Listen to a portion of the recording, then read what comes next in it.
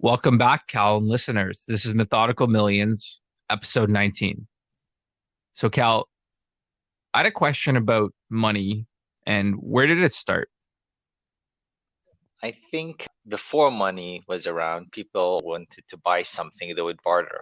You trade something for another without the use of cash.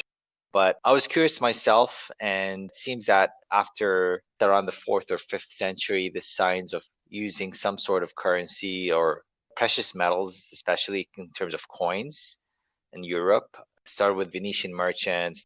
They used to use it when they traded, and then actually quite early on, they used to use what they called bill instructions. And what it is basically it would instruct their bankers to pay for their counterparties on their behalf. So they'd give them a piece of paper. They take that piece of paper to their banker, and the banker would pay on their behalf. So basically, like a check, if you think of it, even before actual paper money. So it's quite a long back. And I think the actual use of cash, as in paper cash, was around the 17th century in Europe, but it was actually discovered first in China. An explorer from Europe visited China and saw how people were actually trading with paper. And when they performed transactions of buying or selling, and they were printed and they were stamped, but there were still some forgery problems and things like that. But that's when actually started, and it boomed in Europe around 500 years later, around 17th century. And then some form of currencies, paper money was used, but actual coins were used in terms of gold coins or silver coins were used up until the early 1900s quite actively. But having said that, paper money made its debut 17th century in Europe, and that's when it boomed from then onwards. It's very interesting. And now, funny enough, in today's world, we're actually using less and less cash. We're using our debit cards, credit cards, payment through phone, e-transfers, things like that. So the use of actual physical cash has significantly dropped. So it's an evolution of money, I guess, if you think of it. Yeah, those are very good points. I know I tend to not use cash where I can.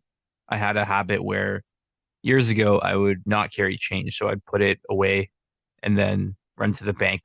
And then I evolved to only carrying minimum $5 bill. I used to work for tips doing valet, so cash was quite common. And over time, when I left that job, I basically 100% switched to no cash. You've got debit cards and credit cards. I find the mobile payments fascinating because I think I heard in China there's like 10,000 different payment processors. So that's an example of a very saturated market, but I guess with a billion people, they find room for that. So we talked a bit about money, but a lot of people reference the US dollar as the cornerstone of currency and what makes the US dollar so important to the markets. The dollar just became actually the global currency in a way. It's the currency where everything is transacted.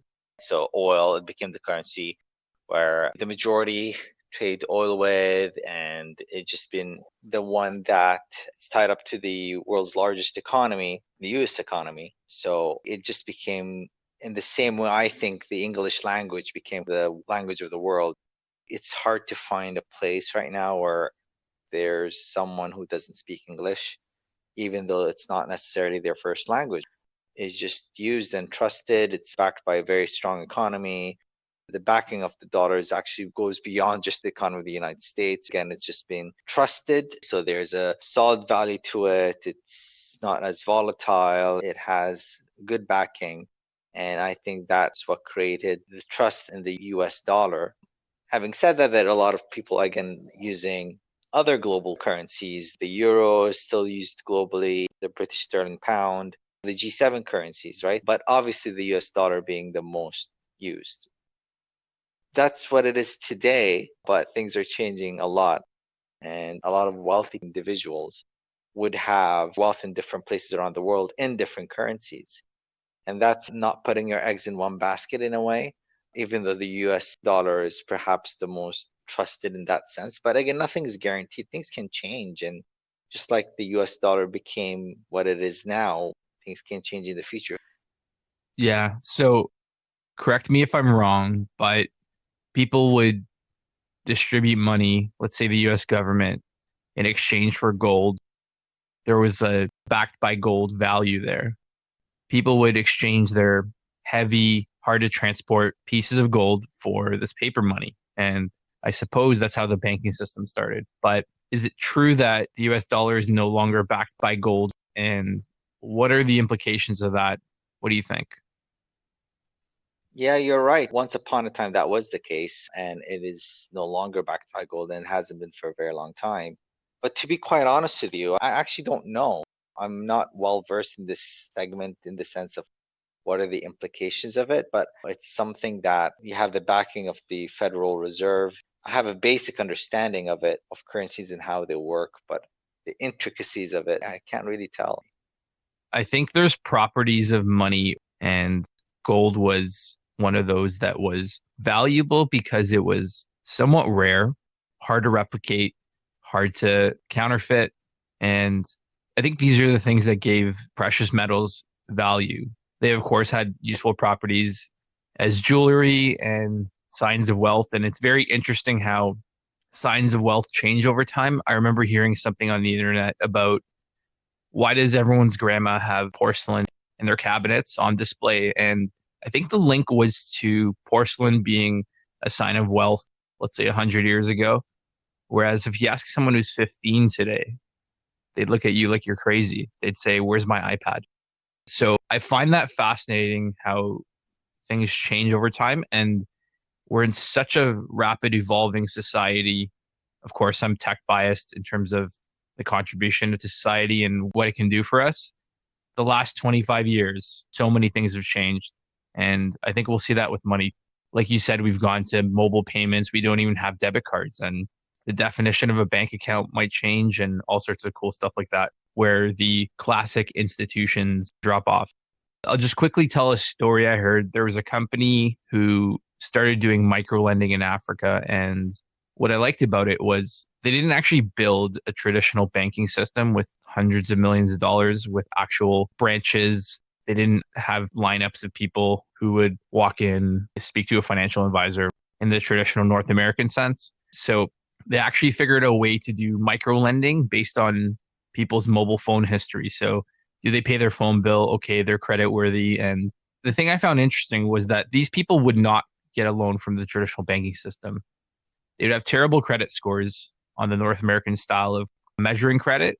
And I found it fascinating because apparently the stat was that they had higher repayment rates. And you can imagine the value that business adds to someone who doesn't have access to money, now has access to microloans, as it's called. So it's relative to their income. To us, it might be small, let's say $100 or maybe even 1,000. But to them, in the context of their daily lives, it's life changing. So in any instance where you can change someone's life, I think it's a worthwhile project. Very fascinating. That's true. Sometimes it's just access to that little bit of cash that you need, and that can make a big difference in someone's life, especially for people who live on a few dollars a day. Maybe that extra $10, $20 can actually be enough to change your life. $100 won't change our lives necessarily, but for those who don't have access to any money or they live on $1 a day, that can definitely be the make it or break it amount. This brings me to a question I wanted to ask you. What do you think about cryptocurrency? Okay, so cryptocurrency, I love. For the listeners, Cal and I used to work together. I once looked back. I think I sent you some Bitcoin in 2014 or something. And we were sitting next to each other. And I'm like, hey, go download this wallet and let me send you some money. Do you remember that experience? I do, man. I just actually forgot about it. I just remembered it now. Yeah. So basically, I was doing a showcase of sending money through the internet. And there's a lot of nuanced things about cryptocurrency. It's the umbrella name for digital money that actually came to birth from Bitcoin. I think Bitcoin was the first example of quote unquote decentralized money. And it is a fascinating subject because if you like any kind of mystique or conspiracy or anything techie, you can go down a rabbit hole here. So some guy posted on some cryptography forum, hey, I started a new currency. You can mine it. here's access to it. And for some reason, this gentleman who goes by the name of Satoshi Nakamoto, it's like an alias, and no one really knows who this guy is. So over time, this digital money would get mined by computer processors. So you could actually leave your computer running in the background and start to collect coins. Now, what makes Bitcoin so fascinating? It's designed to be a currency that's decentralized. So it's not in control of one entity. And we're not going to get very political on the matter. But if you look at the history of cash or the dollar or the Great British Pound, they're enforced and controlled and swayed by governments. People will negotiate their dollar being backed by oil. Bitcoin was designed to be money in the clouds. And here's the best way I can describe it. If you own a Bitcoin, you have a wallet, and that wallet is actually stored in an accounting ledger in the sky. And by that, I mean through the internet. So there's a list of every transaction ever completed in the history of Bitcoin. And this is an accounting ledger that you can download, and it's called a proof of work system. So people who mine Bitcoin are giving the compute power to help record these transactions, and it's called mining blocks. So as you mine Bitcoin, you help the system move along. And technically, there's a cost of electricity by people doing this. But as people mined these Bitcoin and the value started to slowly climb, the price of graphics cards went through the roof, and people started trying to find places to get free power. So, university dorms. I've heard of some mining factories in China that would try and get a lot of the mining done. So, it's almost an arms race in collecting these things. And when you think of scarcity, which we've talked about, the theory behind Bitcoin is that there's only 21 million Bitcoin ever going to be created in the history of the world. So, an experiment in deflationary currency, which isn't quite common. Typically, countries can inflate their currency by printing more. When you lose the backing of gold or something tangible, you can essentially go to hyperinflation, which means you overprint. So, a Zimbabwe dollar or a Venezuelan dollar becomes relatively worthless. And you've seen that in countries where there's food shortages and money doesn't buy you much. So that's a disruption in the traditional system where you think you have money in your wallet, but it's worth nothing. And this kind of stuff scares people. So if you're that go buy a bunker in the woods person who likes to be independent, go look at Bitcoin. Yeah. So over time, Bitcoin started to get mined. And the first famous use case of someone spending Bitcoin, I'm going to pull this up on Google actually. So some college kid bought pizza with 10,000 Bitcoin. In 2010, he's like, I'm really hungry. I need to buy some food.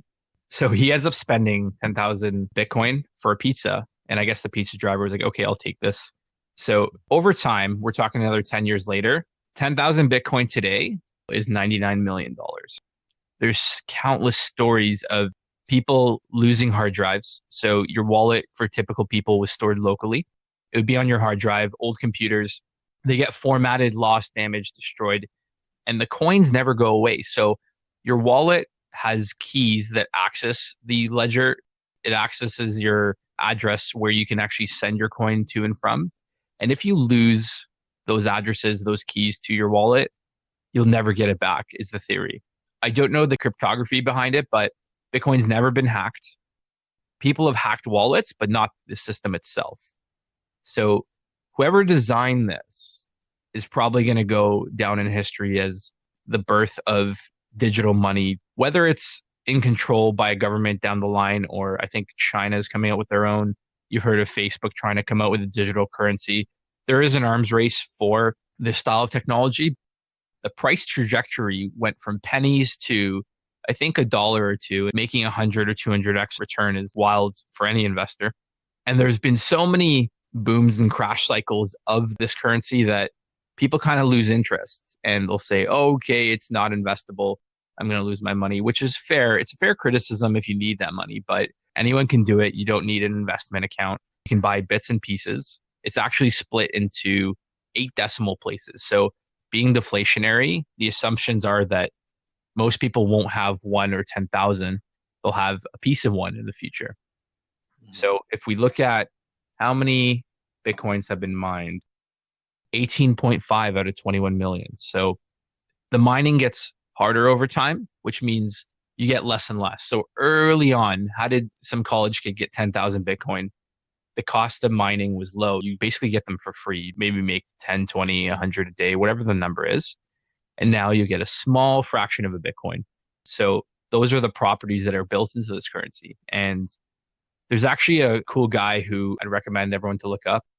His name is Andreas Antonopoulos. So he's been on Joe Rogan.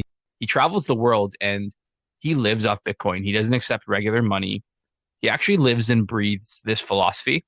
And he's famous for really understanding the future implications of this. He only accepts job contracts in Bitcoin. He pays for everything in Bitcoin. He finds a way. So he's pioneering this lifestyle as a way of life. So I'd recommend YouTubing him. I'm sure he's got a website or something. And I've learned a lot from him. He'll talk a lot about the nature and the why. Why should you even think about this? Why is it important to have a decentralized currency? What does this mean for freedom, for separating yourself from oppressive governments, quote unquote? Again, I'm not going to get political, but it's very cool to think about. I really recommend everyone go download a wallet just to see what it's like and give it a shot. That's so cool. There are other forms of cryptocurrency, right? You have the known or famous ones like Ethereum and Bitcoin Cash, then Ripple. There are many more, and there are ones that come out every other day. But I think the proof of concept is there because effectively they're all cryptocurrency. They have the same idea behind them. But how do you think they'll be used in the future? Any thoughts on that? Absolutely. So I pulled up a site called CoinMarketCap. You can look at the top currencies. The market cap of Bitcoin today is 182 billion. Let that sink in for a second. Ethereum's 34 billion. Tether is number three at 9 billion. What does this mean? So before you dismiss crypto as monopoly money, anything with a billion in front of it. So if I owned 5 billion in Bitcoin, I could go cash it out for money. These are real things. They will have an effect on the world. They don't go away. And if you have the property of scarcity built in where it is deflationary and limited, you're going to find someone who will trade you for it. I mean, we're way past the assumption of questioning its value. There's some value to it. So we saw booms and busts of the price. The last big one, I think, was 2017. So I think could find a Bitcoin ticker on the news. And there was a huge exuberance where the price went from 2000 US dollars to about 20. And it was basically everyone and their mom. Even my mom told me there's people at work buying Bitcoin. How do I buy? Some people would say that's how a bubble is formed, but I love that there's adoption worldwide for these kinds of things. So the market cap's there. Why are there more than one coin? So you'll have imitators with any cool project. And Bitcoin was designed with a set of rules. And people who got involved in the community decided that the direction is debatable. So you have these pioneers who take a philosophical approach on the future of crypto. And I don't know the nuances necessarily, but the direction of Bitcoin ended up splitting two or three times. So you'll have these derivative currencies called Bitcoin Cash, and there's different styles of Bitcoin off of the same algorithms, and it depends what direction you're mining in. So the thing that adds value to Bitcoin in terms of the history of transactions is what's the consensus, as it's called, for the miners. So if more than 51% of the miners are mining a certain direction, then that's going to be the true ledger. So the miners control the direction of which transactions are valid and which are not. You almost have people solving a puzzle and then the miners decide where it goes. They're called mining pools. So they would brute force that to try and sway the direction a different way. And I don't know how it exactly works, but Bitcoin split into Bitcoin Cash. It split into, I think, two or three times. And you actually get both coins. So when it splits, you'll get Bitcoin Cash and Bitcoin. And you have these two currencies now. And the volatility is just ridiculous when that happens. That's part of why people saw a jump in 2017 because you get free money. So if Bitcoin Cash is worth 10% of Bitcoin, and a Bitcoin's $10,000. You just made $1,000 for free. I'll just do a quick explanation of where do you buy this and that kind of stuff. So what happens is, just like the stock market, you can go and download marketplaces or access them rather. Coinbase is quite popular in the US. They're a legitimate service. They can be quite expensive in terms of every transaction, but they've got a cool app and they've become commonplace for buying. In Canada, there's CoinSquare. I'll just caution you in saying that the history of Bitcoin was not always smooth. So I think there's a service called MTGOX in Japan that got hacked. People lost hundreds of millions because whether the person who ran the site ran away with those or had poor security, it's like the Wild West. People end up losing life savings in some cases. And the downside to not having a centralized currency is this is not insured by a bank. So if you go dump $10,000 into it and that's money you needed, be very careful because you may never see it again. I don't want to scare you from it. Just know that it's putting real money into digital money. And if you don't secure it or have it in your own wallet or know how to access it or lose it, you could very likely never see it again. So it's not insured by anyone. You can't go to the bank and say, oh, I screwed up. I want my money back. So it truly is an off the grid style currency. But why are there more than one currency? So Ethereum is designed to have smart contract functionality. And what that means is you can set up code to put money in escrow. So the theory behind it is you can use it to transact between large sums of money. You can use it as contracts for buying and selling cars, homes, where code executes. So Cal gets paid once a certain thing happens. Let's say I'm doing a contract with Cal. So someone decided to code a new style of coin. And these marketplaces I was talking about, a lot of them will adopt the major currencies. So I can exchange Bitcoin for Ethereum. They're called currency pairs. I can exchange Ethereum for Ripple. It may not be a direct one-to-one, but I can basically take Canadian dollar into US and British pound. The same I can do with crypto. So depending on your philosophy of what you want to hold, you can essentially find wallets that will hold those for you. A lot of people say cryptocurrency is in its infancy, just like email was in the 90s. So only nerdy people had it. No one really used it. But today, 20 years later, 25, 30 years later, everyone uses email. Everyone uses the internet. Everyone's got an app on their phone. So we're still in the early stages, but likely by 2050 or whatever timeline you want to use, there'll probably be some adoption that makes it commonplace. So keep an eye out for that. Go watch some YouTube videos, check out those people I mentioned, and let us know what you think. We'd love to hear your feedback. So I want to thank all our listeners for tuning in. That was Methodical Millions, episode 19. If you want to follow future episodes, you can find us at methodicalmillions.com or info@methodicalmillions.com for episode feedback. Thanks, everyone.